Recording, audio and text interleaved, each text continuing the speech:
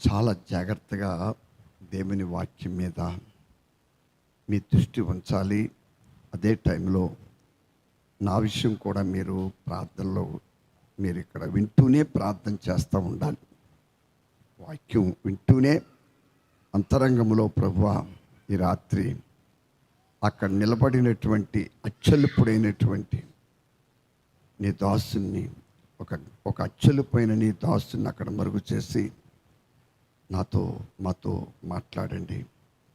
మీరు మాతో మాట్లాడడానికి ఇష్టపడుతున్నారు కనుక, మమ్మల్ని మీరు ఎక్కువగా ప్రేమిస్తున్నారు కనుక, మరి మా కొరకు ఆ బలహీనమైన ఘటాన్ని మరి నిలవబెట్టి మీరు ఏ ఉద్దేశం అయితే మాతో మాట్లాడాలనుకుంటున్నారో ఆ ఉద్దేశం అంతా మాకు దొరికే వరకు ఆ ధూళిని దుమ్మిని అచ్చలుపుడైన ఆ వ్యక్తిని అక్కడ నిలవబెట్టమని మీరు నా కొరకు ప్రార్థించమని ప్రభునందు నేను మిమ్మల్ని వేడుకుంటా ఉన్నాను.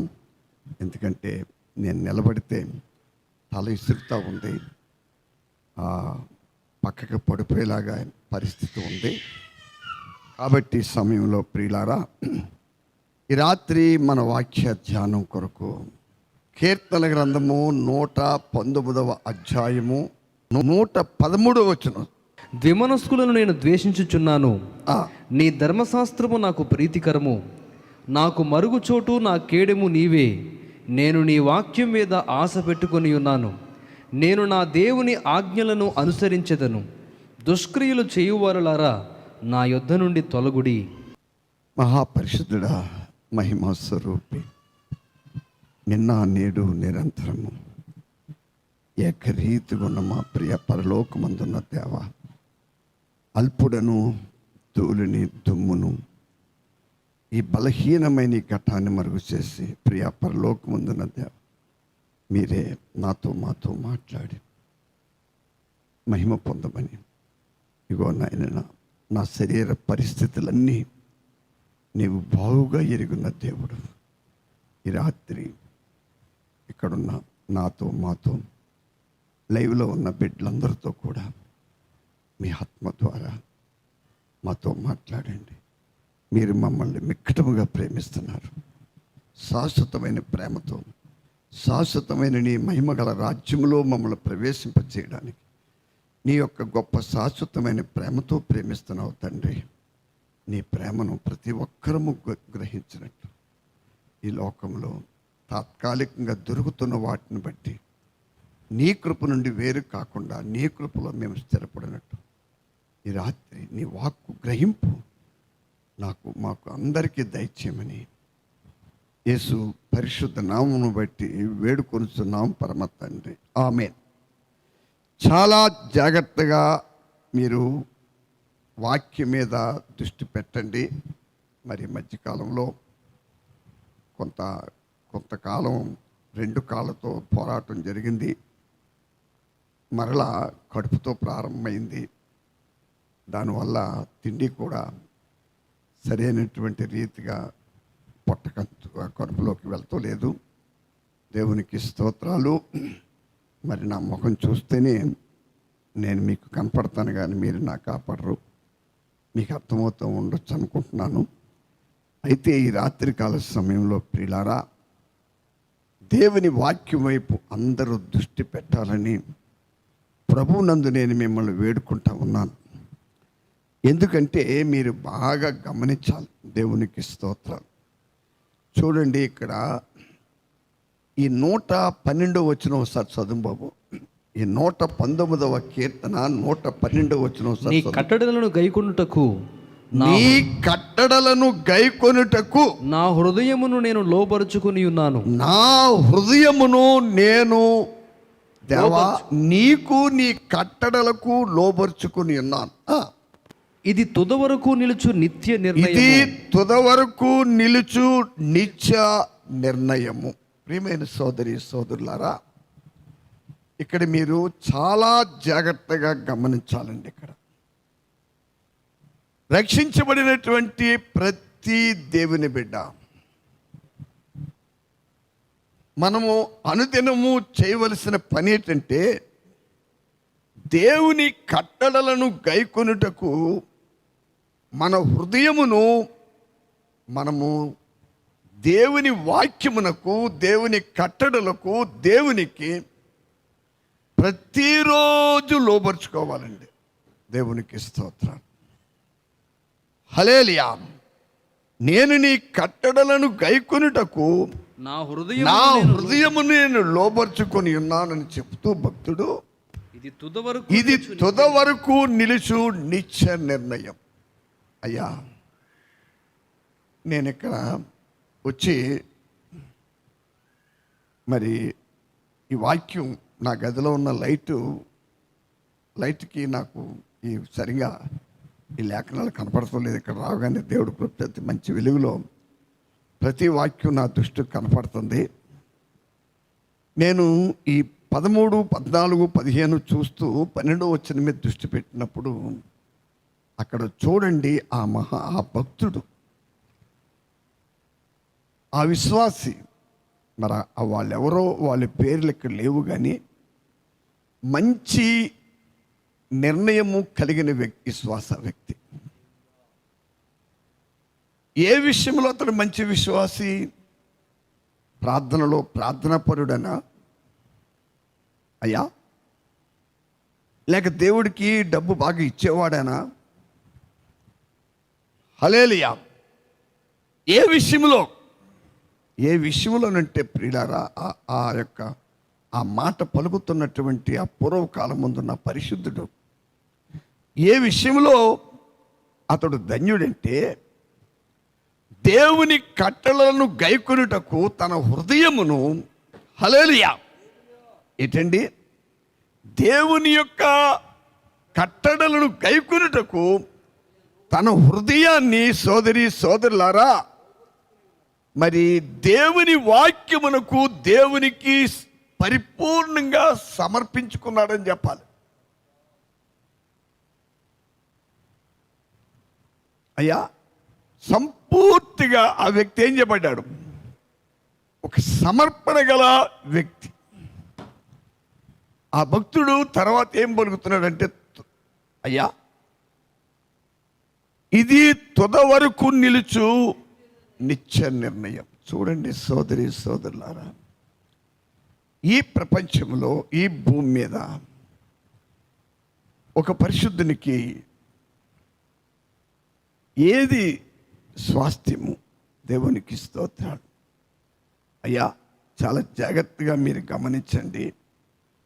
ఇంకా మీరు ఒకసారి, మరి నేను ఎందులోకి వెళ్తానో చెప్పలేను, కింద దాంట్లో పై దాంట్లో 11వ వచనం చదువు బాబు.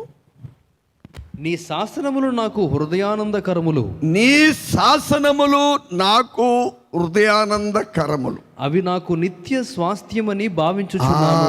అవి నాకు నిత్య స్వాస్థ్యములు. అయ్యా, నీ శాసనములు నాకు హృదయానందకరములు, అవి నాకు నిత్య స్వాస్థ్యమని భావించుకొనుచున్నాను. అలా ఉంది మీ బైబిల్లో. డబ్బు శాశ్వతమైనది కాదు, ఆస్తిపాస్తులు శాశ్వతమైనవి కావు,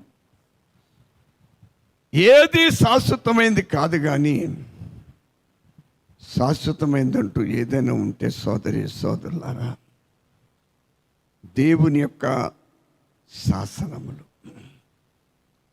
దేవుని యొక్క కట్టడలు. దేవునికి స్తోత్రాలు. కాబట్టి దేవుని శాసనములు, దేవుని కట్టడలను అనుసరించి ఈ భూమి మీద మనం శరీరంలో ఉన్నంత కాలము దేవుని కట్టడలు, దేవుని శాసనములను అనుసరించి నడుచుకోవడానికి ఏ విశ్వాస అయితే తన హృదయాన్ని దేవునికి లోబరుస్తున్నాడో,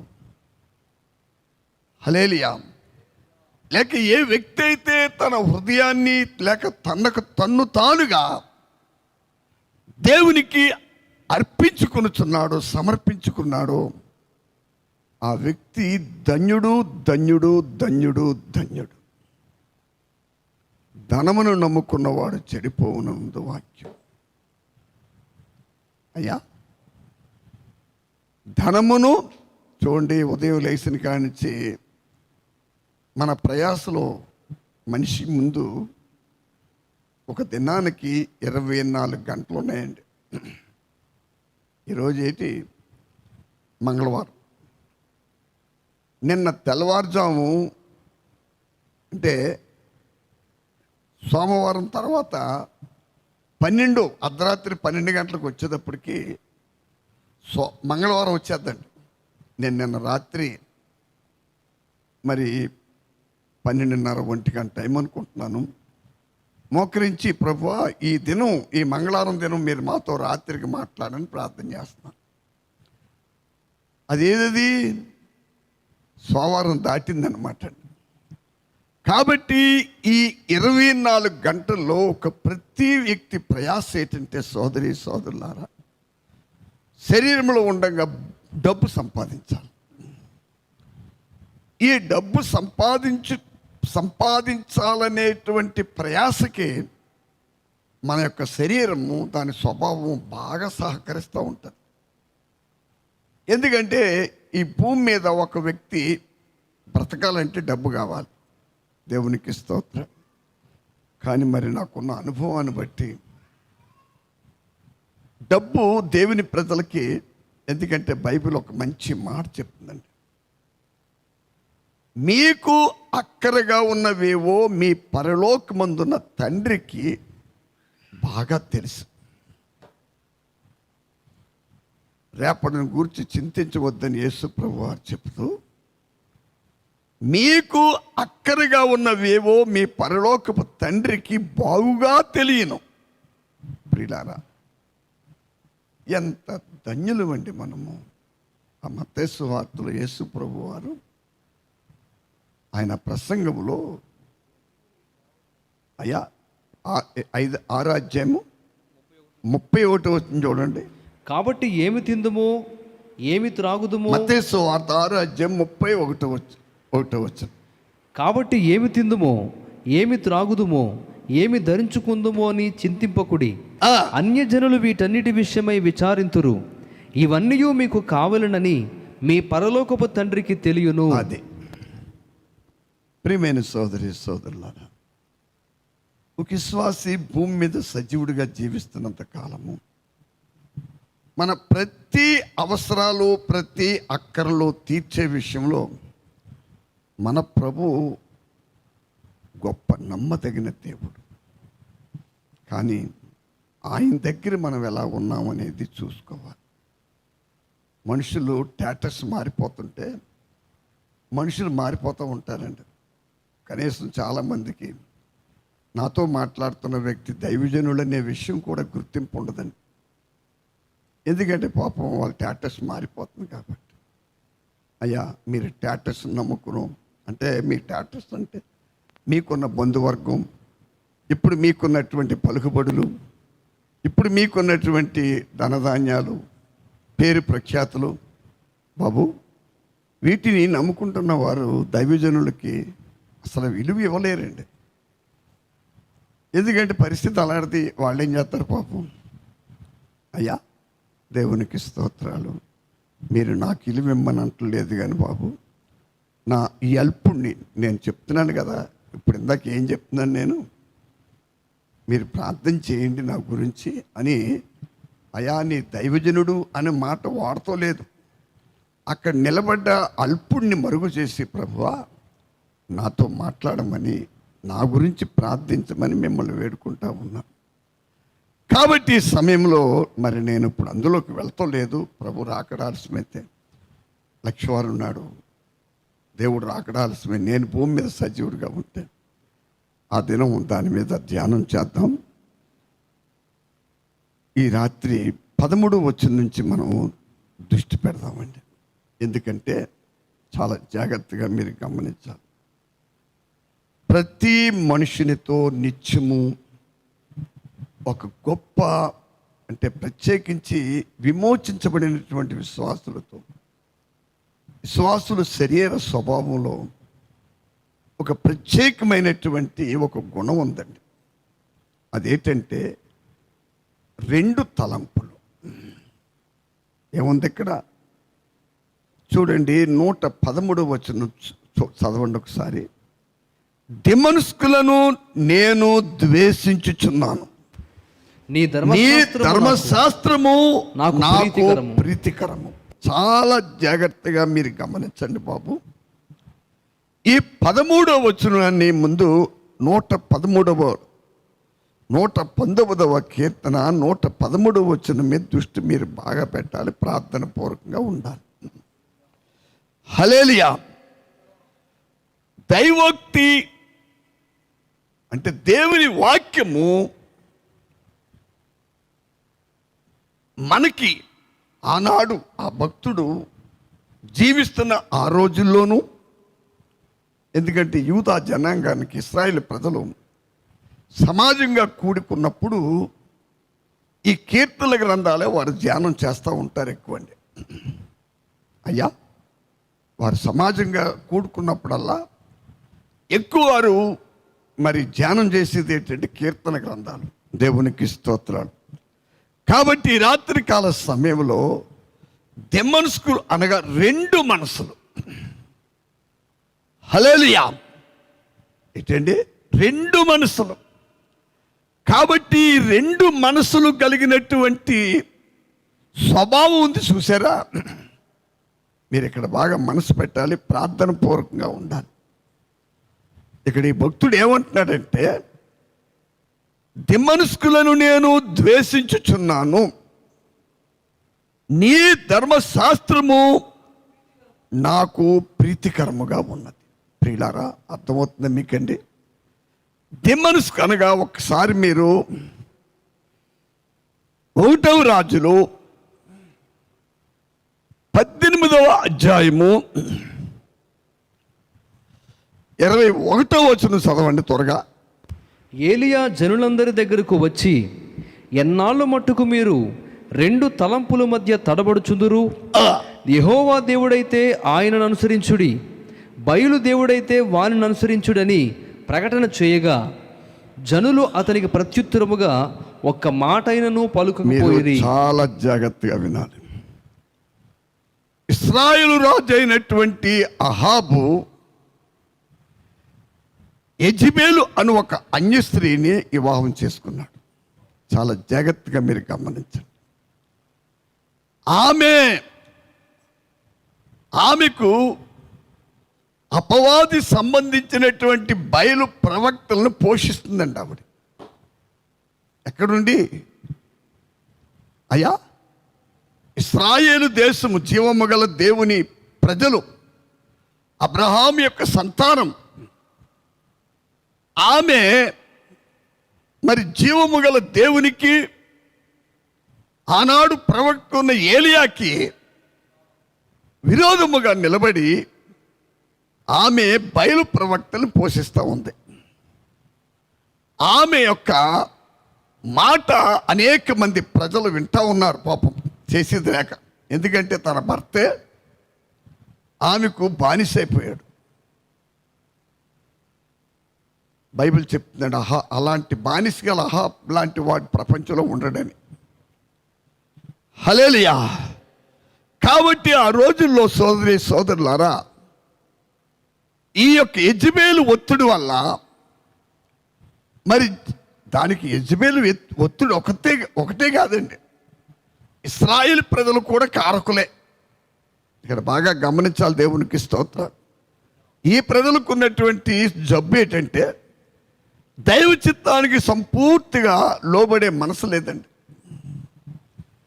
ఏలియా చెప్పే ప్రసంగాలు చాలా కఠోరంగా ఉన్నాయి, కానీ బయలు ప్రవక్తలు చెప్పే యెజెబెలుకి సంబంధించినటువంటి బయలు ప్రవక్తలు చెప్పే బోధలు మాత్రం ప్రజలకి చాలా అనుకూలంగా ఉన్నాయి. ఎలా ఉన్నాయి బాబు? కానీ ఆ ప్రసంగాలు అనుసరించి నడుచుట వలన దేవుని కోపం ఈ ప్రజల మీద దిగుతూ ఉందండి. ఈనాడు కూడా చాలామంది బైబిల్ పట్టుకుని యెజెబెలు ప్రతినిధులు చాలామంది ఉన్నారండి బాబు. వాళ్ళ ప్రసంగాలు తీయగా ఉంటాయి, కమ్మగా ఉంటాయి, హ్యాపీగా ఉంటాయి. అయ్యా, ఎందుకంటే వారు ఈ లోకాన్ని వదలలేరు, అలాగని ప్రభువుని వదలలేరు. ఇశ్రాయేలు ప్రజలకున్న గొడవ అది. ఇప్పుడు ఓ యెజబేలు, మేము జీవము గల దేవుడైనా జీవము గల దేవుని యొక్క ప్రజలు, మా పితరుడు అబ్రహాము, మేము అబ్రహాం యొక్క సంతానము, ఐగుప్తు దేశములో మేము పరదేశులుగా ఉన్నప్పుడు మా దేవుడు మోషేను తన ప్రవక్త ద్వారా ఈ యొక్క దేశానికి యోర్దాను వరకు మోషే ద్వారా నడిపించాడు. యోర్దాను దగ్గర నుండి ఇదిగో మేము నివసిస్తున్న ఈ దేశమునకు యెహోషువను తన దాసుని ద్వారా నడిపించాడు అని చెప్పే సత్తా వీళ్ళకి లేదండి. ఎవరికి లేదండి ప్రియులారా, ఇశ్రాయేలు ప్రజలకి. ఎందుకంటే వీళ్ళు హృదయాల్లో కూడా దేవునికి సంపూర్ణమైన చోటు లేదండి. చాలామంది చేసే పెద్ద పని ఏంటంటే పాపం ప్రజలను చూస్తూ ఉంటారండి. కొంతమంది ఏ క్లాస్ విశ్వాసులు ఉన్నారు అయ్యా, వాళ్ళు ఎంతసేపు స్టేటస్ లెక్కేసుకుంటూ ఉంటారు. మన హోదా ఏంటి, మన పరిస్థితి ఏంటి, అసలు ఆ క్రీస్తుని అల్లుపుడు చెప్పే మాటలు మనం ఎందుకు వినాలి, అసలు ఎందుకు లెక్క చేయాలి? ఎందుకంటే పాపం ఒకప్పుడు భయపడే ప్రజలు మన విశ్వాసాలు ఉన్నా ఇప్పుడు భయపడే పరిస్థితి వారికి అక్కర్లేదు. పరిస్థితులు మారిపోతున్నాయి. బాబు, మీ అందరికీ నా 2 చేతులు జోడించి మీ కాళ్ళు అట్టుకుని బ్రతిమాలు చెప్తున్నాను, పరిస్థితుల వైపు మారిపోయినా మంచిదే, మన స్టేటస్ మారిపోయినా మంచిదే, కానీ ఎవరిని నువ్వు విసర్జిస్తున్నావో, ఎవరికి నువ్వు వ్యతిరేకంగా ప్రయాణం చేస్తున్నావో ఒకసారి ఆలోచించు. ఏలియా ఆ కర్మేలు పర్వతం దగ్గర నిలబడి ఒక మంచి ప్రసంగం చేశాడు ఆయన. ఓ ఇశ్రాయేలు ప్రజలారా, ఎన్నాళ్ళ మట్టుకు మీరు 2 తలంపుల మధ్యన తడబడుచుందురు. బాబు, ఇలాంటి విశ్వాసులు ఎవరైనా ఉన్నారేమో ఈ రాత్రి బాగా పరీక్షించుకోవాలి మీరు. హల్లెలూయా. ఎప్పటికప్పుడు మహాదేవుని కృప, ఆ మహాదేవుని ఐశ్వర్యం ఇక్కడ కుమ్మరింపబడుతుంది. అయ్యా, నేను ఎంత బలహీనమవుతున్నా. కొంతమంది నన్ను బాగా ప్రేమించే వ్యక్తులు, అయ్యా మీరు చాలా చిక్కిపోతున్నారు చాలా అని చెప్పేసి ఫోన్లో మాట్లాడినా, ఎదురుగుంట వచ్చి మాట్లాడినా, వారికి ఒక మాట చెప్తున్నా. నేను ఏది అయినప్పటికీ అక్కడికి వచ్చే వరకు, ఎందుకంటే పోయిన ఆదివారం చాలా ఆశ్చర్యం అండి, నేను ఇక్కడికి వచ్చే వరకు చాలా భయంకరమైన కడుపు నొప్పి. ఇదను కూడా మధ్యాహ్నం భోజనం చేసినట్టు అదే పరిస్థితి. చాలా జాగ్రత్తగా నా కడుపు చూస్తే మీకు అర్థమవుతుంది. ఇప్పుడు నేనేమి తిని రాలేదు, ఇక్కడ కాఫీ దాకా వచ్చాను. హల్లెలూయా. మీరు చాలా జాగ్రత్తగా గమనించాలి నా ప్రియులారా. కానీ మహాదేవుని కృప ఏంటంటే అద్భుత రీతిగా ఆ దినం ఆయన మహా ఐశ్వర్యం కుమ్మరించబడిందండి. ఇక్కడ అది మామూలు ఐశ్వర్యం కాదు బాబు. అది నువ్వు కోట్లాది రూపాయలు పెట్టి కొంటే దొరికే ఐశ్వర్యం కాదు. అది ఈ భూమి మీద ఎవరు ఇవ్వలేని గొప్ప ఐశ్వర్యం. అది చాలా జాగ్రత్తగా నేను పరిచయం అయిపోయిందని తెలియ మోకరించి నా దేవునికి ఎన్నో స్తుతులు చెల్లించాను. నా హృదయానందము ఇంత అంతా కాదండి. ఆ రోజు దేవునికి స్తోత్రం. పరిచయం తర్వాత మళ్ళా కడుపులో భయంకర నొప్పి వచ్చింది. అయినా దాని మీద నాకు దృష్టి లేదు. కాబట్టి రాత్రికాల సమయంలో సోదరి సోదరుడా, ఏలియా భక్తుడు ఏమంటున్నాడు? ఇశ్రాయేలు ప్రజలకు వచ్చి ఏలియా ఏమంటున్నాడు? ఏలియా జనులందరి దగ్గరకు వచ్చి, ఎన్నాళ్ళ మట్టుకు మీరు 2 తలంపుల మధ్య తడబడుచుందురు. ఎన్నాళ్ళ మట్టుకు 2 తలంపుల మధ్యన తడబడుచుందురు. ఇదే పెద్ద డైలమాండ్ చాలా మందికి. ఎలాగ ఇప్పుడు? హల్లెలూయా. పాస్టర్ గారు చెప్పింది ఫాలో అవ్వాలా,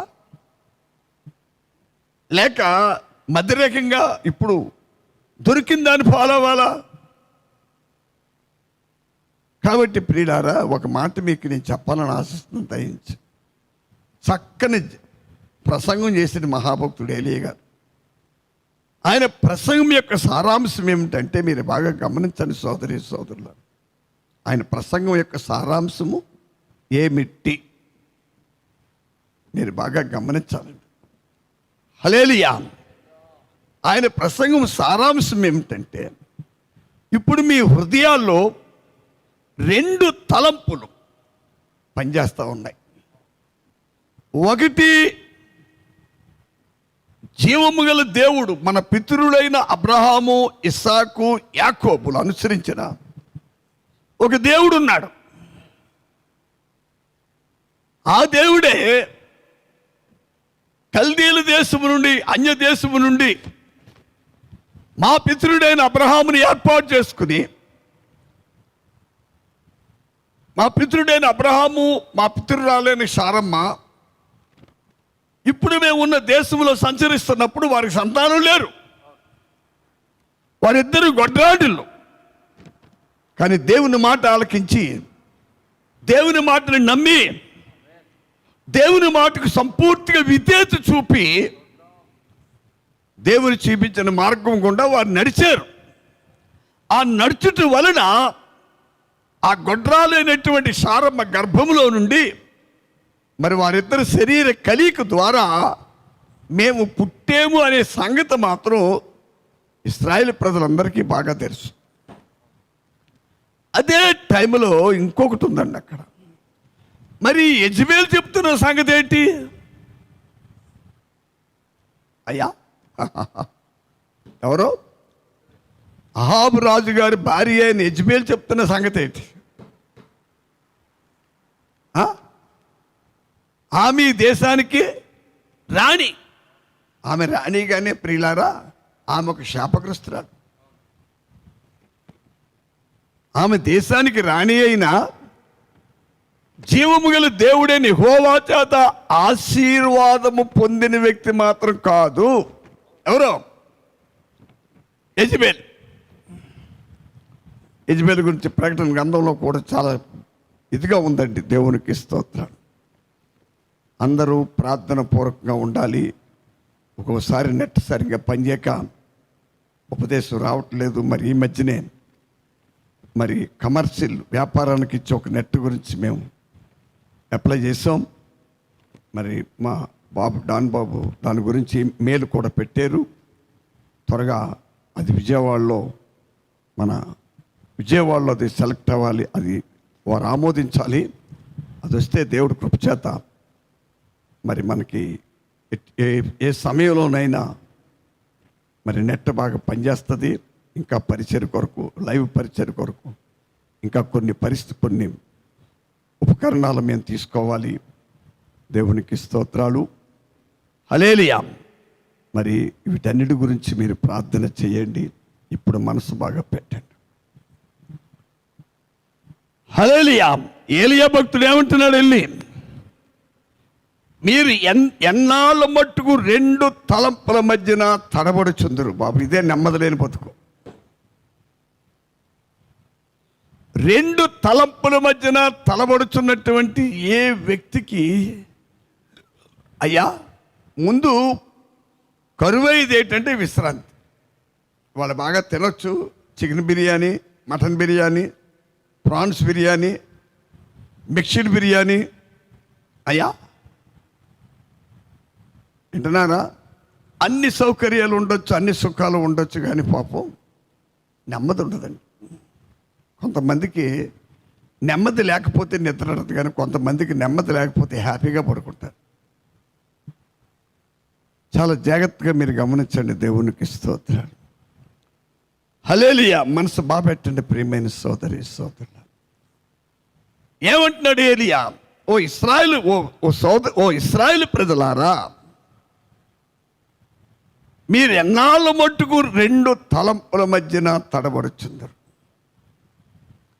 యెహోవా దేవుడైతే యెహోవాను అనుసరించండి. అయ్యా, నమ్ముకోమని చెప్తూ లేదేనా? అనుసరించుడని ఉంది. లేదు బయలుదేవుడా అనుసరించండి. చదువు బాబా మాట మరొకసారి. యెహోవా దేవుడైతే యెహోవా దేవుడైతే ఆయనను అనుసరించుడి. అర్థమైందండి. నేను మిమ్మల్ని బలవంతం చేయటం లేదు, వాక్యం చాలా స్పష్టంగా మాట్లాడుతుంది. సోదరి సోదరుల, ఓ ఇశ్రాయేలు ప్రజలారా, నేను మిమ్మల్ని బలవంతం చేయటం లేదు. మీ హృదయాంతరంగము దేని మీద అనుకుందో, ఎవరి మీద అనుకుందో, దేన్ని నమ్ముతున్నారో,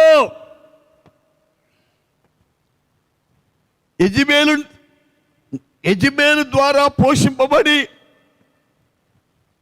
బయలు దేవతకి బలులు అర్పిస్తూ, హల్లెలూయా,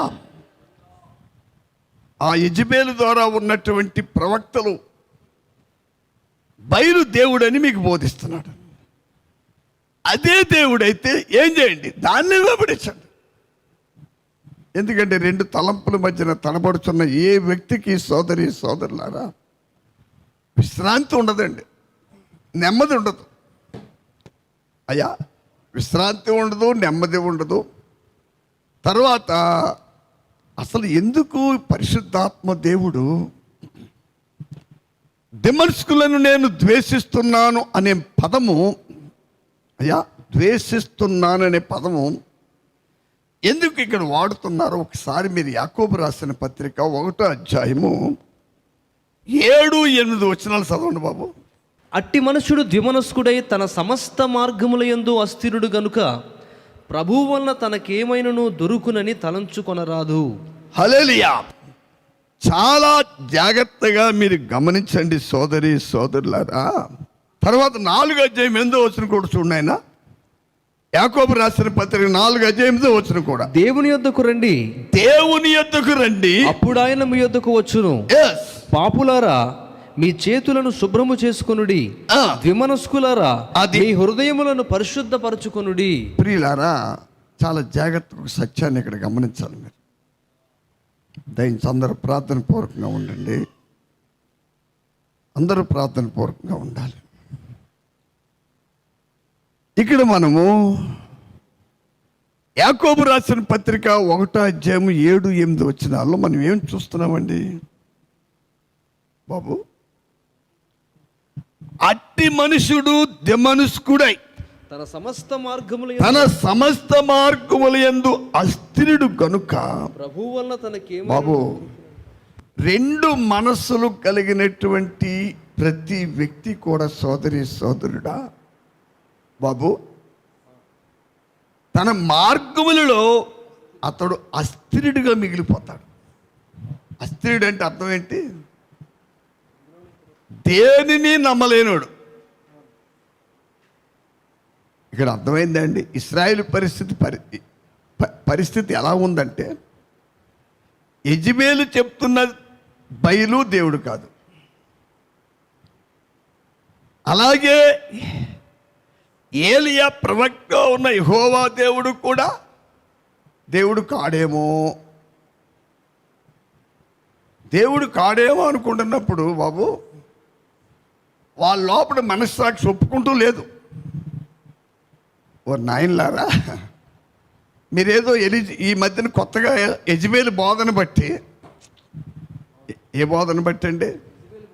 అదే యెజెబెలు బోధన బట్టి మీరు జీవము గల దేవుణ్ణి మీద సందేహాలు మీ మనసులో వచ్చినాయి. మీరు బాగా గమనించాలి. దేవునికి స్తోత్రం. కాబట్టి అట్టి మనస్సుడు దిమనస్కుడై తన సమస్త మార్గముల యందు అస్థిరుడు. అస్థిరుడు అంటే ఏంటండి? దేనిలో స్థిరముగా లేనివాడు. అటు యెహోవా దేవుడు అవునో కాదో.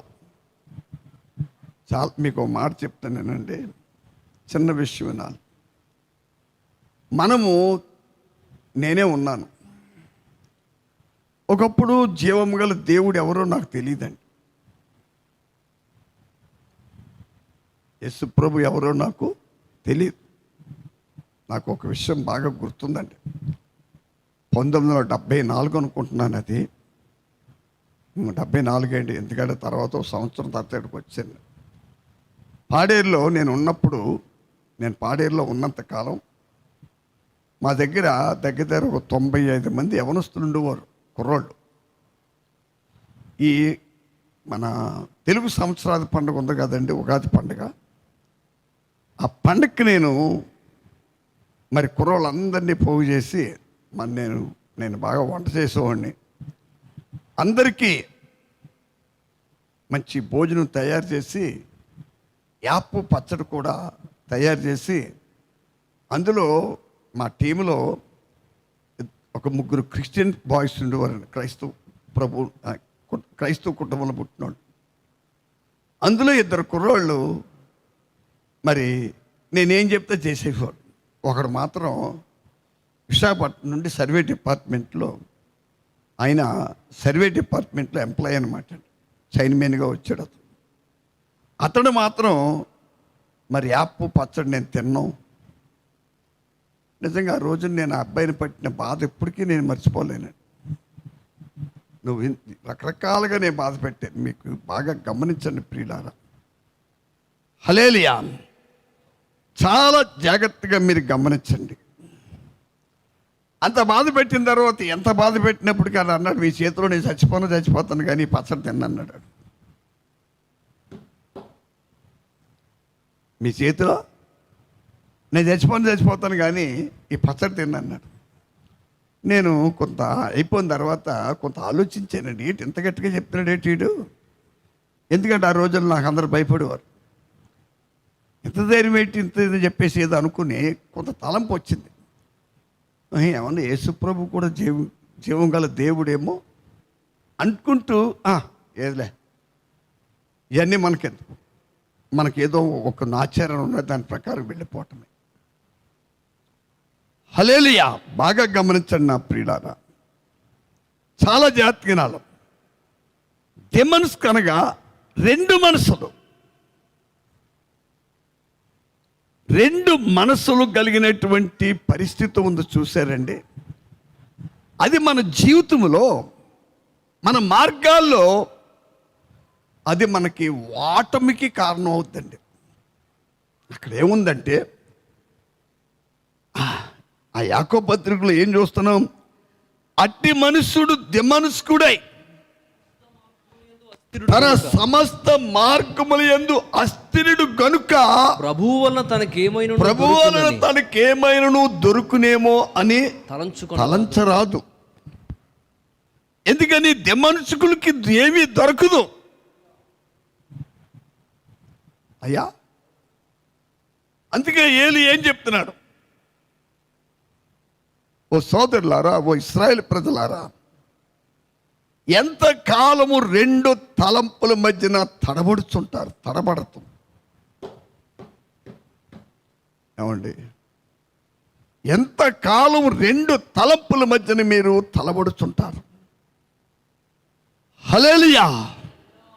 అందుకనే యాకోబు భక్తుడు ఈ 1వ అధ్యాయంలో 7-8 వచనాల్లో, నీవు 2 మనసులు గలవాడుగా ఉంటే నువ్వు అస్థిరుడు అవుతావు నీ మార్గములన్నింటిలో, ప్రభు వల్ల నీకేమీ దొరకదు నాయన అమ్మ అని బోధిస్తున్నాడు మనకి.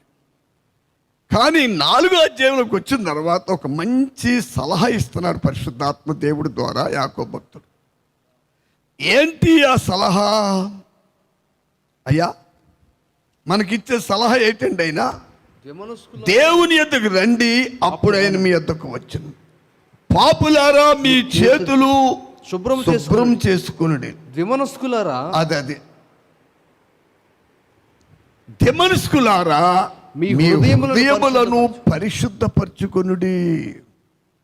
అయ్యా, హృదయములో పరిశుద్ధత లేకపోతే నేను చెప్తున్నాను, జీవితకాలం అంతా 2 తలంపుల మధ్య నువ్వు తడబడుతూ ఉండవలసిందే.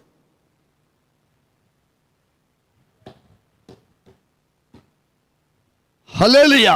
చాలా జాగ్రత్తగా మీరు గమనించండి సోదరులారా. మనసు బాగా పెట్టాలి, అందరూ ప్రార్థన పూర్వకంగా ఉండాలి. హల్లెలూయా. ఎవరో నిద్రమత్తులోకి వెళ్ళొద్దు. ఇక్కడ వారి గురించి కూడా, లైవ్ వింటున్న వారి గురించి కూడా మీకు చెప్తున్నాను. హల్లెలూయా. ఎందుకంటే నేను మీకు ఒక మాట చెప్తున్నాను ప్రియులారా, దేవుని వాక్యమే సత్యం. వాక్యమే మనలను, అసలు దేవుని వాక్యేనండి ఈ ప్రపంచాన్ని సృష్టించింది. అర్థమైంది మీకు? దేవుని వాక్యమే. ఈ దేవుని వాక్యము ఆది నుండి ఉంది, దేవుని మాట. కాబట్టి చాలా జాగ్రత్తగా మీరు గమనించండి ప్రియమైన సోదరి సోదరులారి. భక్తులు ఏం చేస్తున్నారో చూడండి. ఇక్కడ ఈ భక్తుడు హల్లెలూయా, దిమనస్కులను నేను ద్వేషించుచున్నానని చెప్తూ, నీ ధర్మశాస్త్రము నాకు ప్రీతికరం. అయ్యా, రెండు మనసులు అనే దానిని మీరు బాగా మనసు పెట్టాలండి. ఒక విశ్వాసి చేయవలసిన మంచి పని ఏంటంటే సోదరి సోదరులారా, రెండు మనసులను మనము ముందు ఎదిరిస్తూ ఉండాలి.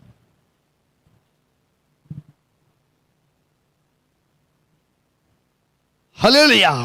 చాలా జాగ్రత్తగా మీరు గమనించండి. ఇక్కడ మీరు ఎన్ని మనసులు? రెండు మనసులు. దేవునికి స్తోత్రం. హల్లెలూయా. దిమనస్కులను నేను ద్వేషించుచున్నాను. చూడండి, రెండు మనసులు మనం కలిగి ఉన్నంత కాలం ప్రియులారా, దేవుని ధర్మశాస్త్రం అనగా దేవుని నీతి గల వాక్యం, దేవుని యొక్క నీతి గల వాక్యం. ఈ రెండు మనసులతో మనం తడబడుతున్నంత కాలము దేవుని నీతి గల మాటలు, లేక క్రీస్తాస్ అని అల్పుడు నోట్లోంచి వచ్చే మాటలు సంతోషం ఇవ్వండి. అర్థమైందా?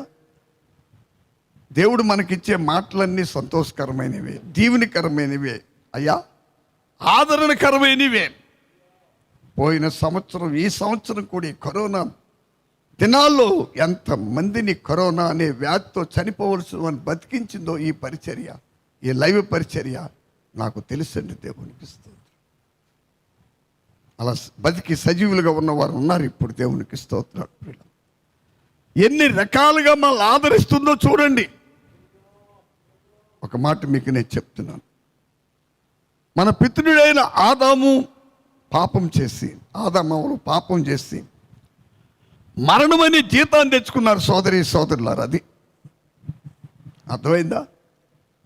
వారు దేవునికి అవిధేయులయ్యి, మన ఆది పితరులైన ఆదాము అవ్వ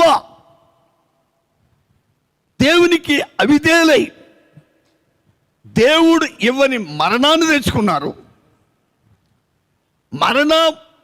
మరణానికి కారణమైన రోగాలు తెచ్చుకున్నారు. ఇవాళ ఈ ప్రపంచమును అయ్యా చూడండి, 2020లో ఒక కరోనా వచ్చింది. అది ఒకటో కరోనా అంటున్నారు. 2021లో రెండోసారి వచ్చింది, అది రెండో కరోనా. ఇప్పుడు థర్డ్ మూడోది రాబోతుంది. ప్రభుత్వాలన్నీ కూడా ఒకవేళ వస్తే దాన్ని ఎలా ఎదుర్కోవాలనే ఉద్దేశంతో, మరి ఏదైనా నేను న్యూస్లో విన్నాను, మూడో కరోనా వస్తే దాన్ని ఎదుర్కోవడానికి అవసరానికి కేంద్రం కొన్ని 100 కోట్లు మన రాష్ట్రానికి నిధులు కేటాయించిందండి. ఎన్ని వందలు నాకు మర్చిపోయాను, 600 700 చెప్పారు. ఎందుకు? అది కానీ వస్తే ఆ రోగ భారాలు, ఆ రోగం యొక్క ఆ రోగము శరలో నుండి, ఆ రోగము నుండి ప్రజలు విడుదల పొందాలి, ప్రజలకి మేలు జరగాలి, ప్రజలు రోగంతో చనిపోకూడదు. ప్రియమైన సోదరి సోదరులారా, మీరు బాగా ఆలకించండి,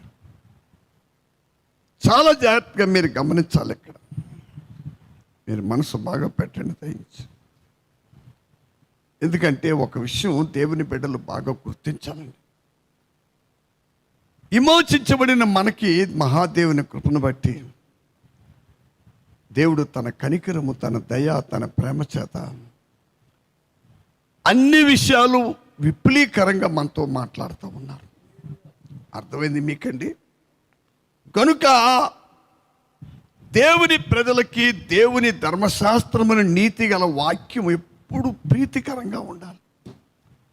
ఒక విశ్వాసి రెండు తలంపులతో తడబడుతున్నంత కాలము దేవుని నీతి గల వాక్యము మనకి ఇష్టం అవదండి, ప్రీతికరంగా ఉండదు. వాక్యం పక్కన పెట్టండి, నేనే మీకు ప్రీతికరంగా ఉండను. అయ్యా రోజుకి 10-30 సార్లు ఫోన్ చేసే వాళ్ళకి ఒకసారి కూడా వాళ్ళు ఫోన్ చేయట్లేదు. ఎందుకంటే పాపం వాళ్ళు తప్పే ఉందండి. వాళ్ళకి నేను ప్రీతికరంగా లేదు కనుక అలా చేయలేకపోతున్నారు. వింటున్నారు మీరు? దేవునికి స్తోత్రం. హలో, బాగా మనసు పెట్టండి. లేఖనం ఏం చెప్తుంది ఇక్కడ?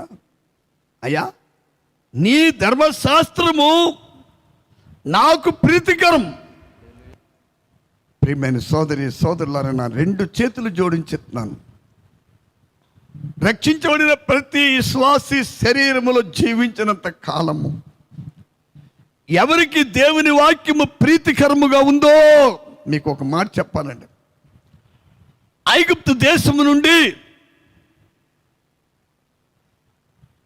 జ్యేష్ఠులు, పస్కా పశువు, ఇశ్రాయేలు ప్రజలు ఐగుప్తు దేశమును విడిచిపెట్టి వచ్చే రోజు ముందు పస్కా పశువు వధింపబడిందండి. పస్కా పశువు రక్తము ద్వారా 6,03,550 మంది జ్యేష్ఠులు విడుదల పొందారు. ఎంతమంది అండి బాబు? 6,03,550 మంది జ్యేష్ఠులు. ఈ 6,03,550 మంది జ్యేష్ఠుల్లో వాగ్దత్త దేశంలో, అంటే వీళ్ళందరూ కూడా కానాను భూభాగంలో అడుగు పెట్టాలి. అది దేవుని యొక్క వాగ్దానం. అందుకేనండి సోదరులారా, ఒక మాట వినాలి మీరు. ఆ ప్రజల కొరకు దేవుడు రాజు అయిన ఫరో ఆ ప్రజలు విడిపించడానికి ఎల్లివ్వకుండా అడ్డుపెట్టినప్పుడు మరి దేవుని కోపం ఐగుప్తు మీద దిగిందండి. ఈ ప్రజలు అరణ్య మార్గము గుండా వస్తున్నప్పుడు, హల్లెలూయా, ఈ ప్రజలు అరణ్య మార్గము గుండా వస్తున్నప్పుడు ప్రియులారా, ఇశ్రాయేలు ప్రజలకు ఎర్ర సముద్రం అడ్డు వచ్చింది. ఏ సముద్రం? మీరు బాగా ఆలకించండి. ప్రపంచ చరిత్రలో సముద్రము 2 పాయలుగా విడిపోవటం అనేది ఎక్కడైనా జరుగుంటే ఐగుప్తు ఎర్ర సముద్రం ఐగుప్తు వైపు ఉన్న ఒడ్డులో జరిగిందండి. ఇప్పుడు ఐగుప్తు దేశంలో ఆనాడు మోషే భక్తుడు తన కర్ర పైకెత్తినప్పుడు, తన చేతిలో ఉన్న కర్ర పైకెత్తినప్పుడు, సముద్రంలో అడుగు పెట్టి కర్ర పైకెత్తినప్పుడు సోదరులారా, సముద్రం 2 పాయలైపోయిందండి. ఆ సముద్రము చాలా లోతైనది. ఆరిన నేలను ఇశ్రాయేలు ప్రజలు అవతల ఒడ్డుకి వెళ్ళిపోయారు. అదే 6 నెలల ఫరో తన సైన్యం కూడా వారిని తరుముకుంటూ వెళ్ళారు. ఎక్కడి దాకా? అయ్యా నడి సముద్రం మధ్య వరకు. సముద్రం మధ్య భాగంలోకి వెళ్ళిన తర్వాత మోషే అటు నుండి చేయి సాపినప్పుడు మళ్ళా 2 అయిపోయింది. ఇశ్రాయేలు ఆ ఫరో రాజు అతని సేవకులు, నేను మాట్లాడి చెప్తున్నాను, నిజంగా సముద్రం 2 పాయలు అయినప్పుడు రాజు అయిన ఫరో మోషేని జ్ఞాపకం తెచ్చుకున్నాడు. మోషే దేవుణ్ణి జ్ఞాపకం తెచ్చుకున్నాడు. ఎందుకంటే శ్రమ వచ్చినప్పుడల్లా మోషేని పిలిపించి, మోషే నీవు నీ దేవుడు యథార్థవంతులయ్యా, ఈ శ్రమ తొలగించడానికి మా కొరకు దేవుణ్ణి వేడుకోమని చెప్పేవాడు. ఇంత చెప్పిన మరి ఫరో మరి ఆయన ఎందుకు దేవుడిగా తెలుసుకోలేదు? అయ్యా, దానికి ఒక మంచి మర్మం చెప్పారు పౌలు గారు. నేను ఎవరిని కరుణిస్తానో వారిని కరుణిస్తాను, ఎవరి ఎడల జాలి చూపుతానో ప్రియులారా ఇది మర్చిపోకండి, వారి ఎడల నేను జాలి చూపుతాను. జీవితం అంటే తాటేకలాడితే కాదు, గొప్పరాకలాడితో తాటేకలాడితో కాదని జీవితం అంటే. అయ్యా, జీవితం అంటే గొప్పరాకలాడితో తాటేకలాడితో కాదు. కనుక దేవుని ప్రజలు, సోదరి సోదరులారా, దేనిలో నువ్వు నిలుస్తున్నావు? ఏది నీకు ప్రీతికరంగా ఉంది? దేనిని నీవు హృదయపూర్వకంగా ప్రేమిస్తున్నావు? దేనిని నువ్వు అత్తుకుంటున్నావు?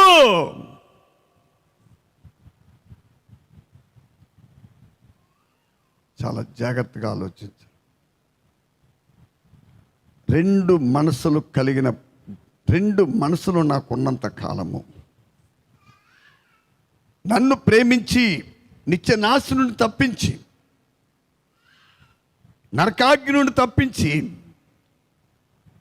క్రీస్తు యేసు యొక్క మహిమలో నన్ను వారసుడిగా చేయడానికి, నా కొరకు పరలోక రాజ్య మహిమను విడిచి కయ్యగ గర్భంలో శరీరధారిగా జన్మించి 33.5 సంవత్సరాల కాలం భూమి మీద జీవించి 3.5 సంవత్సరాల కాలం నా కొరకు ఎన్నో శ్రమలు, నిందలు, అవమానాలు అనుభవించిన నా యేసయ్య, ఆయన మాటలు, ఆయన ప్రేమ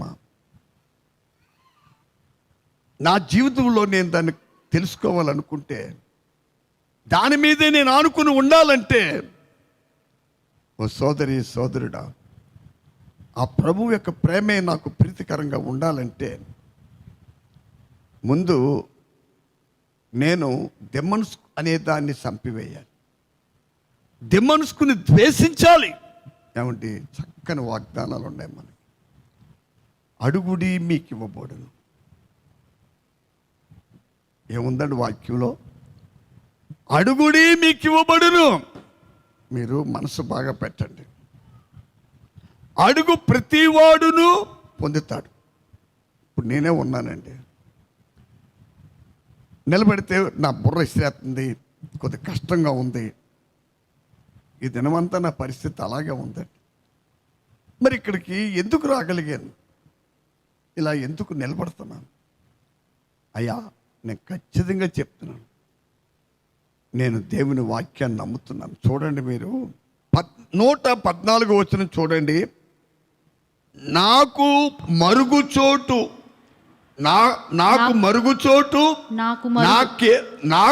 మరుగుచోటు నా కేడము నీవే. నేను నీ వాక్యము మీద ఆశ పెట్టుకుని ఉన్నాను. అది బాబు వింటున్నారా? దేవుని వాక్యం మీద ఆశ పెట్టుకున్న నిజమైన దేవుని బిడ్డండి. ఆ దేవుని బిడ్డలకి ఒక విషయం బాగా అర్థమవుతుంది. ఏంటంటే, నా మరుగు చోటు నా దేవుడే. మరుగు అనే మాటకు అర్థం ఏంటండి? హల్లెలూయా. మరుగు చోటు అంటే అర్థం ఏంటి చెప్పండి? మరుగు చోటు అనే మాటకు అర్థం ఏంటో ఒకసారి మీరు 32వ కీర్తన 7వ వచనం చూడండి త్వరగా. కీర్తన గ్రంథము 32వ అధ్యాయం 7వ వచనం జల్దీ. నా దాగుచోటు నీవే, శ్రమలో నుండి నీవు నన్ను రక్షించెదవు. విమోచన గానములతో నీవు నన్ను ఆదరించెదవు. అయ్యా, ఇక్కడ మీరు చాలా జాగ్రత్తగా ఈ వాక్యం గురించి మీరు దృష్టి బాగా పెట్టాలి. ఇది మీకు అర్థం అవ్వాలంటే ఒకసారి 6వ వచనం మీద దృష్టి పెట్టండి. కావున నీ దర్శన కాలమందు భక్తి గల వారందరూ నిన్ను ప్రార్థన చేయుదురు. విస్తార జల ప్రవాహములు పొరలి వచ్చినను నిశ్చయముగా అవి వారి మీదికి రావు. నిశ్చయముగా అవి వారి మీదకి లేక నా మీదకి రావు. అయ్యా, ఈ 32వ కీర్తన దావీదు భక్తుడు ఏది మనకు బోధిస్తున్నాడంటే, మీరందరూ ప్రార్థన పూర్వకంగా ఉండాలి దయించి. విస్తార జల ప్రవాహములు పొరలి వచ్చినను. అయ్యా, విస్తార జల ప్రవాహములు అంటే అర్థం ఏంటండి? విస్తారమైన శ్రమలు. ఏంటి బాబు? విస్తారమైన శోధనలు.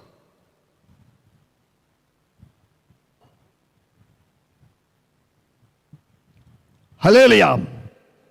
విస్తారమైన జల ప్రవాహములు అనగా విస్తారమైన శోధనలు, శ్రమలు, బాధలు, కష్టములు, ఇరుకులు, ఇబ్బందులు, అప్పులు, తెప్పలు, అవమానములు కలిగిపోతాయేమో, అయ్యో మేము సిగ్గుపడవలసి వస్తుందేమో, ఇలాంటి ఆందోళనలు కలిగించే పరిస్థితులు మరి కలిగినప్పుడు, ఇలాంటి పరిస్థితులన్నీ కూడా అయ్యా నా మీదకి రావు. ఎప్పుడు? నేను నీ శరణు చొచ్చినప్పుడు. అక్కడ భక్తుడు ఏమంటున్నాడండి? విస్తార జల ప్రవాహములు పొరలి వచ్చినను నిశ్చయముగా అవి వారి మీదకు రావు. కారణం ఏంటంటే, నాకు దాగు చోటు నీవే.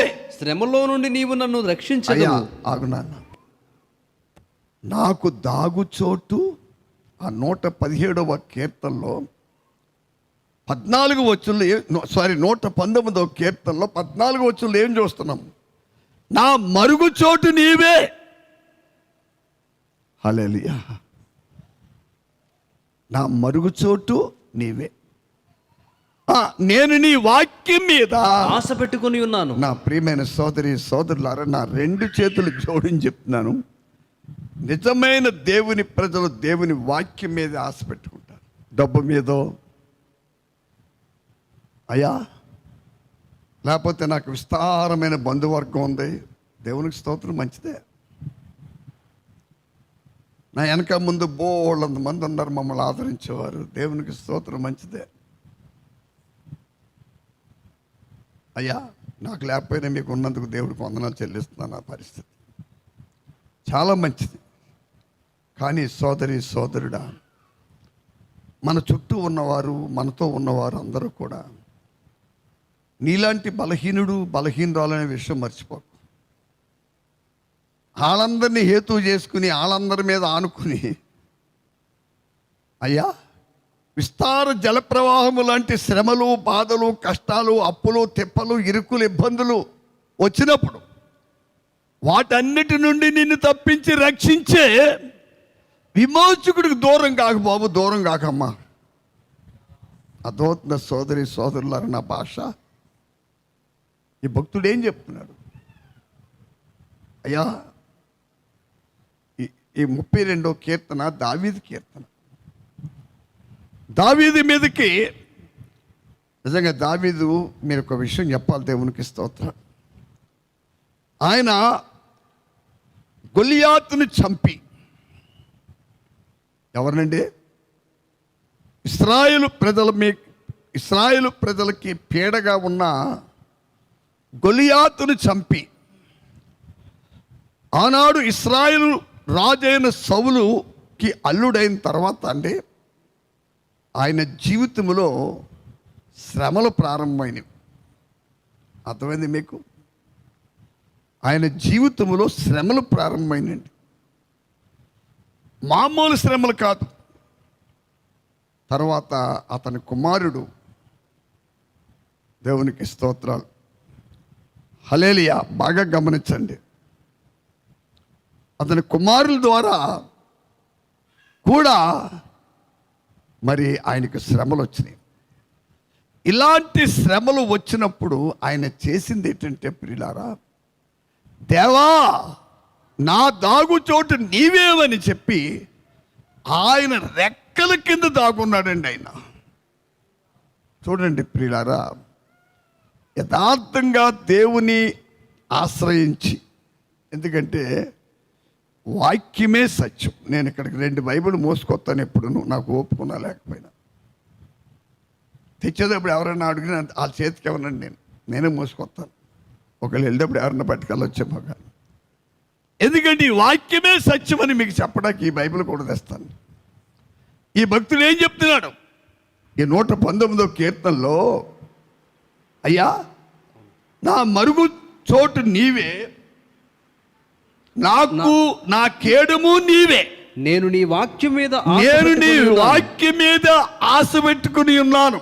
కాబట్టి హల్లెలూయా హల్లెలూయా, దేవా నేను నీ వాక్యం మీద, నీ మాట మీద ఆశ పెట్టుకున్నాను కనుక విస్తారముగా జల ప్రవాహములాగా. ఏమంటే జల ప్రవాహం విస్తారములు అంటే, నాకు ఇదేనా మధ్యాహ్నం చూసి ఉన్నప్పుడు విషయం చాలా భయం వేసిందండి. ఎందుకంటే ప్రియులారా, శ్రీశైలంలో నిన్న రాత్రి భూకంపం వచ్చిందట. ఎందులో? శ్రీశైలం ప్రాజెక్ట్ లోపల. చాలా జాగ్రత్తగా దేవునికి స్తోత్రం. కొంత వరకు వచ్చిందని న్యూస్లో చెప్పారు. హల్లెలూయా. ఎందుకు భయపడ్డానంటే, గొట్లున్న కాసుకొని వస్తే మరి పరిస్థితి వేరుగా ఉంటుందండి. ఎందుకంటే 7 మీటర్లో ఎంతో లోతుకు పోయిందండి భూమి, 7 కిలోమీటర్లో ఆ భూకంపానికి. హల్లెలూయా. కాబట్టి రాత్రికాల సమయంలో నా ప్రియమైన సోదరి సోదరులారా, మన శ్రమల్లో, మన కష్టాల్లో, మన ఇరుకుల్లో, మన ఇబ్బందుల్లో ఎవరిని నువ్వు ఆశ్రయిస్తున్నావు? ఎవరిని పట్టి నువ్వు ధైర్యం తెచ్చుకుంటున్నావు? ఎవరి మీద మనం అనుకుంటున్నావు? ఒకసారి ఆలోచించండి. ఇక్కడ మీరు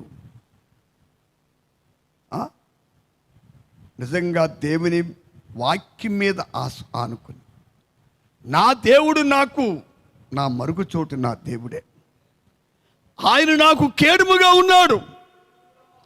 నా శత్రువైన సాతాను తన సైన్య సమూహంతో నా మీదకి యుద్ధం రేగినప్పుడు,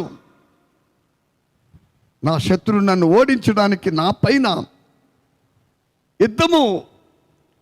యుద్ధపు గంట మ్రోగించినప్పుడు, నేను నా దేవా నాకు నీవు మరుగ్గా ఉన్నావు, నాకు నీవు కేడుముగా ఉన్నావు. కాబట్టి నా దాగు చోటు నీవే. ఒకసారి మలాకి ప్రవచనము 4వ అధ్యాయము 2వ వచనం చదవండి. అయితే నా నామమందు భయభక్తులు గలవారగు మీకు నీతి సూర్యుడు ఉదయించును, అతని రెక్కలు ఆరోగ్యము కలుగు చేయును గనుక, అతని రెక్కలు ఆరోగ్యము కలుగు చేయను గనుక మీరు బయలుదేరి క్రొవ్విన దూడలు గంతులు వేయినట్లు గంతులు వేయుదురు. ఆయన నేను నియమింపబోవు దినమున, చాలు ఆయన రెక్కలు ఆరోగ్యకరమైన రెక్కలు ప్రియులారా. ఆ ఆరోగ్యకరమైన రెక్కల క్రింద శరణు చొచ్చటం, అలాగే శరణు చొచ్చే భాగ్యం ఎవరైనా కలిగి ఉంటే, సోదరి సోదరుడా, నువ్వు ఎవరైనా సరే నువ్వు ధన్యుడు అని చెప్తున్నావు. నువ్వు పేదవాడువైనా, తిండి లేకుండా మలమల మాడిపోతున్నా, ఆ పాత నిబంధనలో లాజరు వలె కృపులతో బాధపడుతున్నా, డబ్బున లేకపోయినా, కష్టాలు బాధలు ఎన్నున్నా కూడా నువ్వు భయపడక్కర్లేదు. ఎందుకని? ఆయన ఆరోగ్యకరమైన రెక్కల కింద నీవు ఉంటున్నావు కాబట్టి. నా దాగు చోటు నీవే, నా మరుగు చోటు నీవే. ప్రియులారా, రక్షించబడిన ప్రతి సహోదరి సహోదరుడు గురించి ఒక మాట చెప్తున్నాను. ధనమును నమ్ముకున్నవాడు చెడిపోతాడని వాక్యం చెప్తాను. అయ్యా, ధనము హోదా శాశ్వతమైనది కాదండి. ధనము హోదా శాశ్వతమైనది కాదు. నేను చాలామందిని, నేను ఎవరిని విమర్శిస్తలేదు, ఎవరికి విరోధంగా మాట్లాడతలేదు, కానీ పాపం నేను చూసినంత మట్టుకి డబ్బు డబ్బు డబ్బు అనుకుంటున్న వారు చాలా బిజీగా ఉంటారండి విశ్వాసులు. ఒక దైవజనుడు వాళ్ళని ప్రేమించి వాళ్ళ భవిష్యత్తు కొరకు కొంత ఆదరణ కలిగించే మాటలు చెప్తున్నా కూడా మనసును పెట్టలేరండి. నేను చూశాను చాలాసార్లు కొంతమంది నా భాషను తిరస్కరించిన వ్యక్తులు నేను చూశాను. అంటే ఎవరిని వాళ్ళు విమర్శిస్తూ లేదు. మరి నిజంగా నేను చెప్తున్నాను, ఎంతో కొంత అక్కడక్కడ తెలిసిన వారు ఈ లైవ్లో పరిచయం అవుతున్న వారితో అప్పుడప్పుడు నేను చాలా ఆసక్తి కలిగి వాళ్ళకి ఏదో ఇంకా కొంత వాక్యం నేర్పాలన్న ఉద్దేశంతో మాట్లాడుతున్నప్పుడు కొంతమంది ఆ మాటలు రేచి పక్కన పెడతాంతో నేను చూసానండి. మరలా నా జీవితంలో మరి దేవుని ఆత్మే నాకు చెప్తుంది, వారికి నువ్వు చేయక్కర్లేదు, దేవునికి స్తోత్రం. కాబట్టి ప్రియులారా, డబ్బు శాశ్వతం కాదు, మన వ్యాపారాలు శాశ్వతం కావు, మనకున్న ధనధాన్యాలు ఆస్తిపాస్తులు శాశ్వతం కావు. శాశ్వతమైనది జీవము గల దేవుని మాట. ఆ 119వ కీర్తన 114వ వచనంలో దావీదు భక్తుడు, దేవా నా మరుగుచోటు నీవే, నా కేడుము నీవే, నేను నీ వాక్యం మీదే ఆశ పెట్టుకుని ఉన్నాను. బాబు, బతికించేది వాక్యం నాయనా, బతికించేది ఏది? ఒకసారి మీరు 119వ కీర్తన 50వ వచనం చదువు బాబు. 119వ కీర్తన 50వ వచనం. నీ వాక్యము నన్ను బ్రతికించుచున్నది, నా బాధలో ఇదే నాకు నెమ్మది కలిగించుచున్నది. అదే బాబు, అమ్మ, అయ్యా, సోదరి సోదరుడా, నీ వాక్యము నన్ను బ్రతికించి ఉన్నది. నా ధనము నన్ను బతికించిందని ఎవరు చెప్పలేరండి. మీకు ధనం ఉండొచ్చు, మంచి వ్యాపారాలు ఉండవచ్చు, హల్లెలూయా, ప్రపంచం అంతా చుట్టబెట్టచ్చు, హల్లెలూయా. నేను చెప్తున్నాను, దీనివల్ల ప్రయోజనం లేదు, దీనివల్ల ప్రయోజనం లేదండి. నా 2 చేతులు జోడించి మిమ్మల్ని బ్రతిమాలి చెప్తున్నాను, దేవుని వాక్యం మీద ఆశ పెట్టుకోండి, వాక్యం మీద ఆనుకోండి. సోదరి సోదరులారా, వాక్యాన్ని నమ్ముకోండి. నీ వాక్యము నన్ను బ్రతికించినది, నా బాధలో నీ వాక్యమే నాకు నెమ్మదిచ్చింది. నా మేడమిద్దులు కాదు, నా ధనధాన్యాలు కాదు, నా హోదా కాదు, నా ఉద్యోగం కాదు, నా వ్యాపారం కాదు, నా రాజ్యము కాదు. దావీదు భక్తుని చూడండి ఒకసారి. ఇశ్రాయేలు ప్రజల మీద 40 సంవత్సరాల కాలం ఏకగ్రీవంగా రాజ్య పరిపాలన చేశాడండి ఆయన. ఎన్ని శ్రమలున్నా దేవుడు ఆయన్ని దీవించి విస్తారమైన బంగారాన్ని ఇచ్చాడండి. అయ్యా, 6000 మణుగులు బంగారాన్ని దేవుడు ఆలయం పనికిచ్చే, దేవా నీవు నాకు ఇచ్చిన దాంట్లో కొంచెమే నీకు ఇచ్చానని చెప్పాడు. శ్రమలు ఉన్నాయి, శోధనలు ఉన్నాయి, శత్రువులు పోరాటం ఉంది దావీదుకి, కానీ ఆయన అనుభవంతో చెప్తున్నాడు, విస్తార జల ప్రవాహములు పొరలి పారిన వారి మీద పొరలి పారిన నిశ్చయముగా అవి వారిని ఏమీ చేయలేవు. ఎందుకని భూమికి ఆకాశమునకు సృష్టికర్త అయిన జీవము గల దేవుడు అయిన నీ రెక్కల కింద ఉన్నాం మేము. ప్రియులారా, ఎంత ధన్యత అండి ఇది. నీ ధనాన్ని నమ్ముకుంటావో, నీ వ్యాపారం నమ్ముకునో, దేవుని మాట నుండి పక్కకు తొలగిపోతే ప్రయోజనం ఏంటండి? సోదరి సోదరులారా చెప్పండి. నాకు తెలిసిన మట్టుకు ఏ ప్రయోజనం లేదు.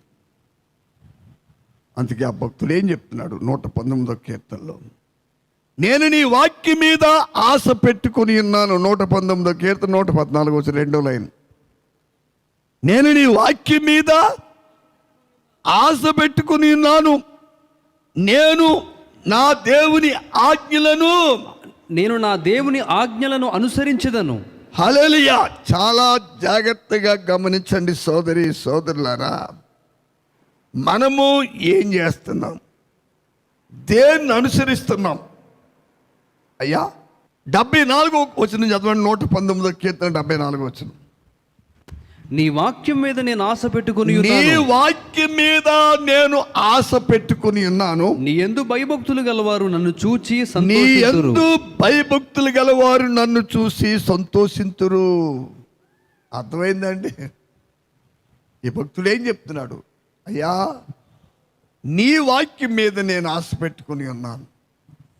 నిజముగా నా వలే నీ వాక్యం మీద ఆశ పెట్టుకున్నవారు, నీ యందు భయభక్తులు గలవారు నన్ను చూసి సంతోషిస్తారు. దేనికని? విస్తార జల ప్రవాహములు పొరలి వారి మీదకి వచ్చినను నిశ్చయముగా అవి వారిని ఏమీ చేయు.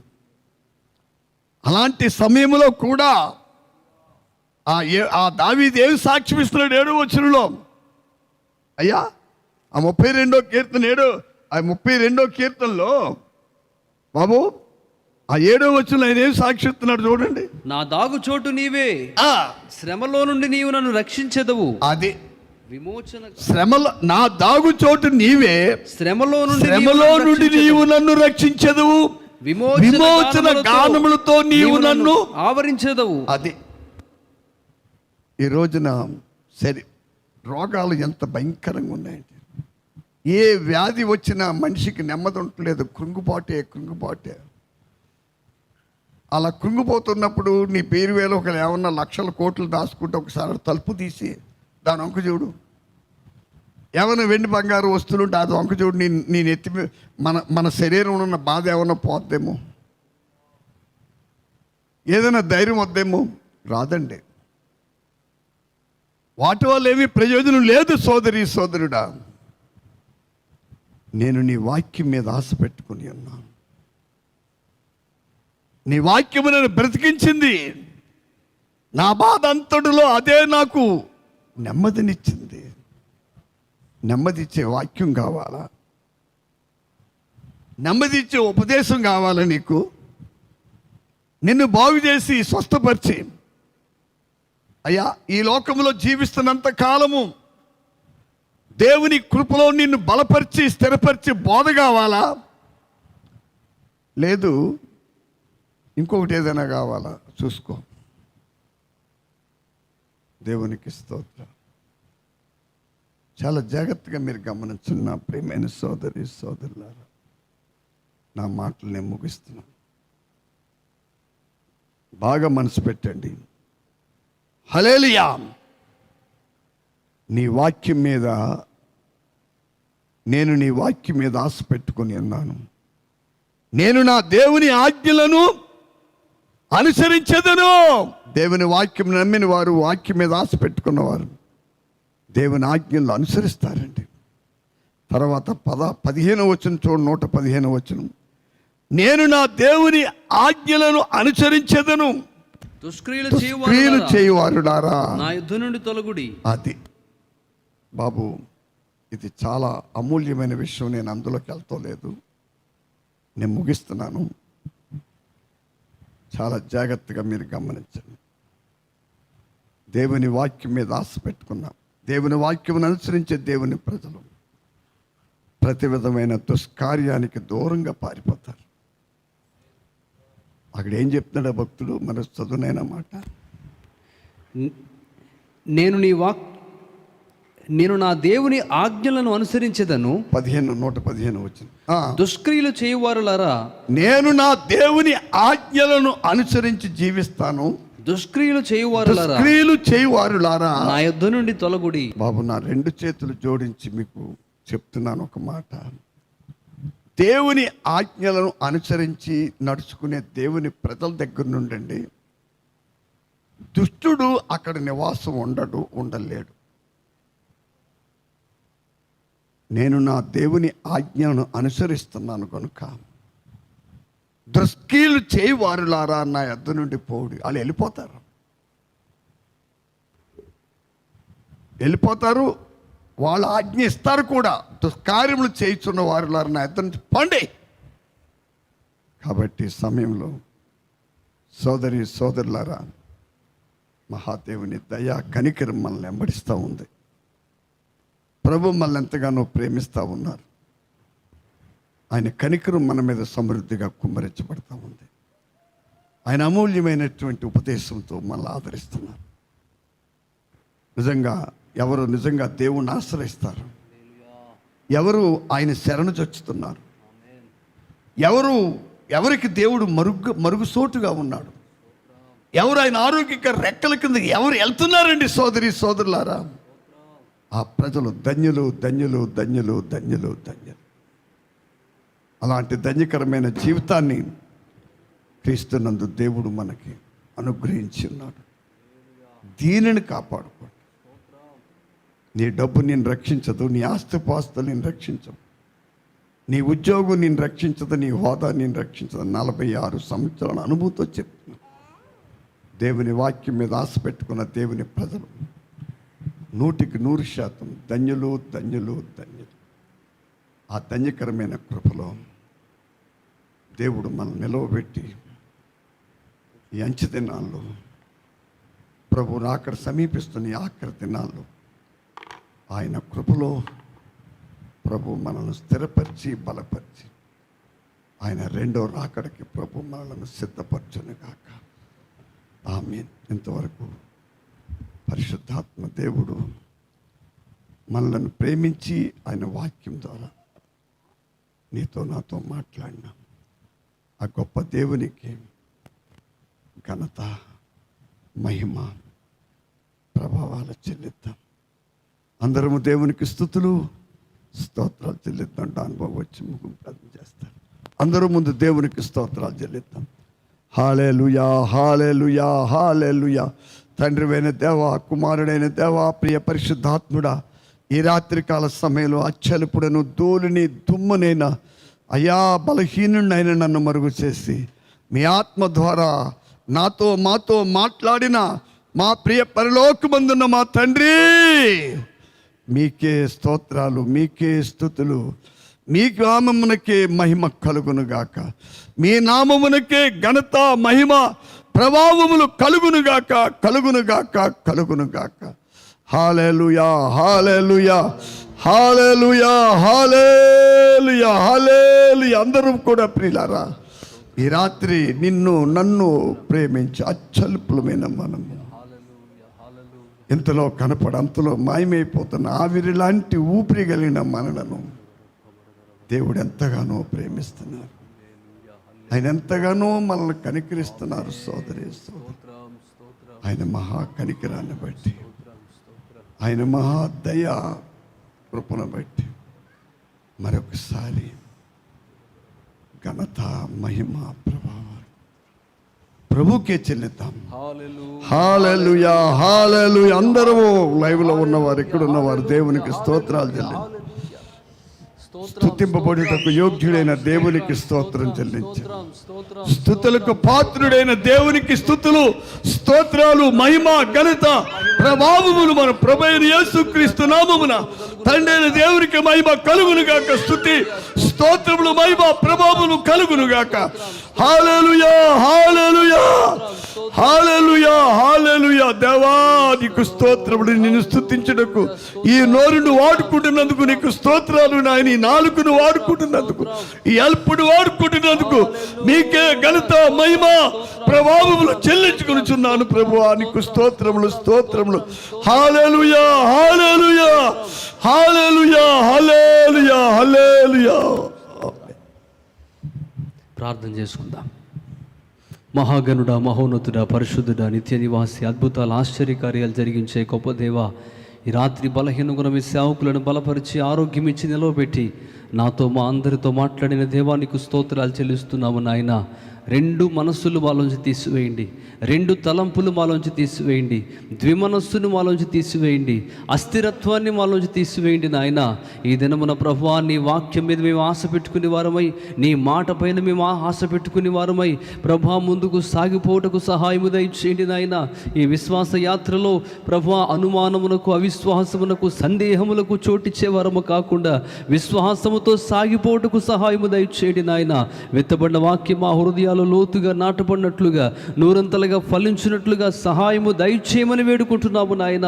విస్తారమైన జల ప్రవాహములు మా మీదకు పొర్లి పారినను అవి మాకు ఏమాత్రము హాని చెయ్యనేరవని మాతో మాట్లాడుచున్న గొప్ప దేవ, నీకే స్తోత్రములు చెల్లిస్తున్నాము నాయన, నీకే స్తోత్రములు చెల్లిస్తున్నాము తండ్రి. అవును ప్రభువా, అయ్యా నీ వాక్యము నాయన మాకెంతో ప్రియమైనదిగా, నీ కట్టడలు, నీ ఆజ్ఞలు మాకెంతో అయ్యా ఇష్టమైనవిగా మేము నాయన తండ్రి, వాటిని అంగీకరించుటకు సహాయము దయచేయండి నాయన. వాటిపైన నమ్మకం ఉంచేవారిగా మమ్మల్ని చేయండి నాయన. మీ మాట మీద ఆశ పెట్టుకునేవారిగా మమ్మల్ని సిద్ధపరచండి ప్రభువా. ఈ రాత్రి మీ వాక్కు మా హృదయంలో లోతుగా నాటపడాలి ప్రభువా. మా హృదయాంతరంగంలో ఉన్న ప్రతి అస్థిరత్వము తొలగిపోవాలి, అవిశ్వాసపు తలంపులు తొలగిపోవాలి, అపనమ్మకపు తలంపులు తొలగిపోవాలి ప్రభువా. మీ సహాయమును దయచేయండి నాయన. ఎందరైతే ఈ మాటలు వింటున్నారో ప్రభువా, ప్రతి ఒక్కరూ కూడా నాయన తమ ధనమును గాక, తమ బలమును గాక, ఈ లోక పరిస్థితులను బట్టి కాక ప్రభువా నీపైన ఆనుకుని వారై ఆనాటి దావీదు వలె నా దాగుచోటు నీవే, నా ఆశ్రయము నీవే, నీ వలనే ప్రభువా మేము ఇలా ఉన్నామని గ్రహింపగలిగిన వారమై ముందుకు సాగిపోటుకు సహాయము దయచేయండి. మీ వాక్కు కొరకు, మీ మాట కొరకు ఆశతో కనిపెట్టుకునే వారిగా మమ్మల్ని మార్చండి నాయన. ఈ లోకాన్ని చూసుకునో, ఈ లోక డబ్బును చూసో, ఈ లోక హోదాని చూసో, ఈ లోకములో తాత్కాలికమైన వాటిని దేన్నో చూసుకొని అయ్యా నీ వాక్యమును కానీ, అయ్యా మీ సేవకుల ద్వారా వచ్చే హెచ్చరికలను కానీ నిర్లక్ష్య పెట్టే పరిస్థితుల్లోనికి ఎవరు వెళ్ళిపోకుండా మీ సహాయం అనుగ్రహించండి. వెత్తబడ్డ వాక్యం ప్రతి ఒక్కరి హృదయంలో స్థిరపరచండి నాయన. అయ్యా మీ వాక్కును బట్టి, అయ్యా మీ కృపను బట్టి మేము స్థిరపడి ఉన్నాము తండ్రి. అందును బట్టి మీకు స్తోత్రాలు చెల్లిస్తున్నాం. ఈ రాత్రి వేళ జరిగిన పరిచయం అంతటిని బట్టి మీకు వందనాలు. ఈ సమయం అందు నాయన ఎందరైతే ఈ మాటలు వింటున్నారో ప్రతి ఒక్కరిని ఆశీర్వదించండి, మీ కృపలో స్థిరపరచండి నాయన. ఆత్మ సంబంధంగా ఒక నూతనమైన దర్శనమునిచ్చి మీ కృపలో స్థిరపరచండి. అయ్యా మీ సేవకులు కోల్పోయిన ఆరోగ్యం కంటే రెట్టింపు బలము, రెట్టింపు ఆరోగ్యమును, బలమును, శక్తిని అనుగ్రహించి నూతనమైన కృపలతో నింపి నడిపించండి.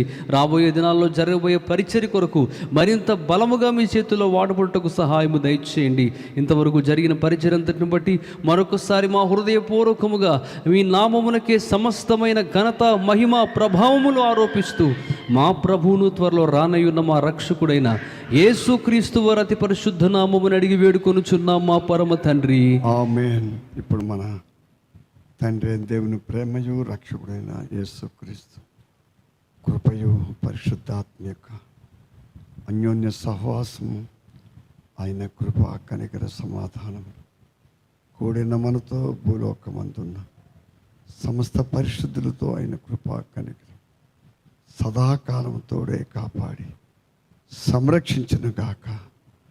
ఆమేన్. యేసు రక్తమే జయం, ప్రభు యేసు రక్తమే జయం, ప్రభు యేసు సంపూర్ణ విజయం, అపవాదికి నాశనం, యేసు నామమునకు జయం, మహిమకు. ఆమేన్.